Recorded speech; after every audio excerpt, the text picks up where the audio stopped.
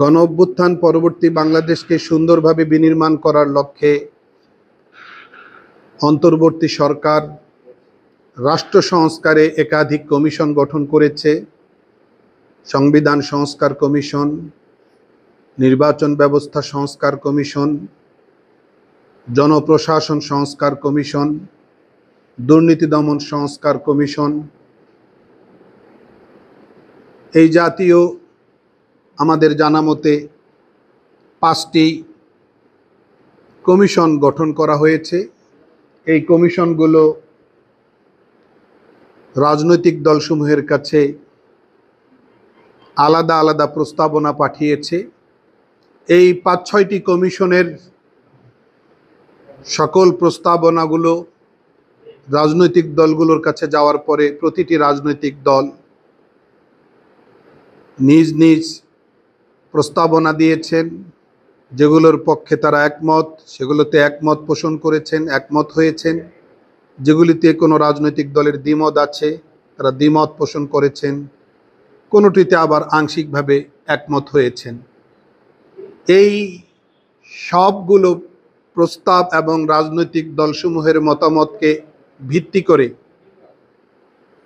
এবং 5 কমিশনের কার্যক্রমকে সমন্বিত করবার জন্যে আরেকটি কমিশন সর্বশেষ গঠিত হয়েছে, যেটি জাতীয় ঐক্যমত্য কমিশন নামে পরিচিত। এই কমিশন 23 কার্য দিবসে রাজনৈতিক দলগুলোর সঙ্গে দীর্ঘ সময় নিয়ে বসে সংলাপ করেছে। ঐক্যমত্যের একটি জায়গা তারা নিশ্চিত করবার চেষ্টা করেছেন। রাজনৈতিক দলগুলো আন্তরিকতার সাথে সহযোগিতার হাত প্রসারিত করেছে। কিছু কিছু জায়গায় ঐকমত্য প্রতিষ্ঠিত হয়েছে, আর যেই সকল জায়গায় কোনো রাজনৈতিক দলের আপত্তি বা দ্বিমত রয়েছে, ঐকমত্যের স্বার্থে ওই সকল জায়গায় ওই রাজনৈতিক দলগুলো নোট অফ ডিসেন্ট দিয়ে ঐকমত্যে পৌঁছবার চেষ্টা করেছেন। সব মিলিয়ে ঐকমত্য কমিশনের এই সংলাপ রাজনৈতিক দলগুলোর সাথে শেষ হয়েছে 31 জুলাই। এখন এগুলো ঘষা মাজা চলছে। আমরা আশা করি জুলাই সনদ আকারে জাতির সামনে এগুলো আসবে। এর মধ্যে অন্যতম যে সকল বিষয়ে সব রাজনৈতিক দল একমত হতে পেরেছে আগামীর বাংলাদেশ এই পদ্ধতিতে চলবে, তন্মধ্যে অন্যতম হলো প্রধানমন্ত্রীর মেয়াদ নির্ধারিত হয়েছে। টানা 10 বছরের বেশি কোনো ব্যক্তি প্রধানমন্ত্রীর পদে থাকতে পারবেন না।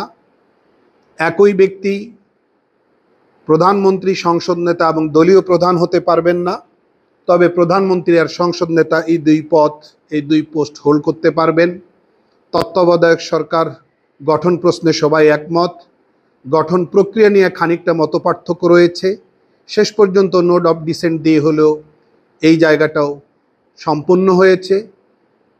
সংসদীয় কমিটিগুলোর ক্ষেত্রে বেশ কিছু গুরুত্বপূর্ণ committee, privilege committee, estimation committee, public accounts committee, public undertaking committee সহ আরও কিছু গুরুত্বপূর্ণ সংসদীয় কমিটির সংসদীয় কমিটির সভাপতির পদ বিরোধী দলগুলোকে দেওয়ার জায়গাটাতে একমত হয়েছে। এই রকম প্রধান বিচারপতি নিয়োগ প্রশ্নে, নির্বাচন কমিশন গঠন প্রশ্নে ঐক্যমত্যের জায়গায় তৈরি হয়েছে। সংসদে নারী নেতৃত্ব, নারী প্রতিনিধিত্ব প্রতিষ্ঠার জায়গায় ঐক্যমত্য হয়েছে। রাষ্ট্রপতির সাধারণ ক্ষমা ঘোষণার যে সাংবিধানিক ধারা রয়েছে সেটিকেও আরও পুনর্বিন্যাস করা হয়েছে। এই রকম জায়গাগুলোতে রাজনৈতিক দল